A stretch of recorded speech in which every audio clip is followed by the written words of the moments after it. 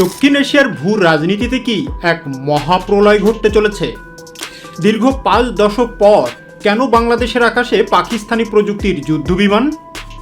ভারতের নীতি নির্ধারকদের কেন রাতের ঘুম হারাম হয়ে গেছে?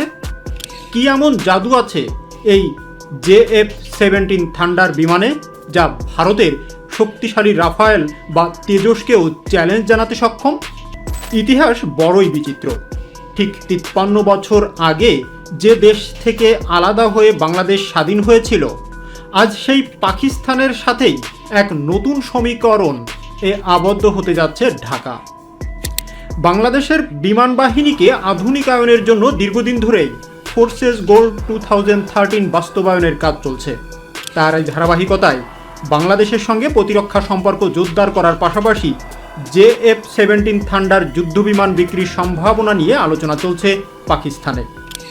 সম্প্রতি ইসলামাবাদে দুই দেশের বিমান বাহিনীর প্রধানদের বৈঠকে এ বিষয়ে বিস্তারিত মতবিনিময় হয়েছে বলে জানিয়েছে পাকিস্তানের আন্তঃবাহিনী জনসংযোগ পরিদপ্তর অর্থাৎ ISPR।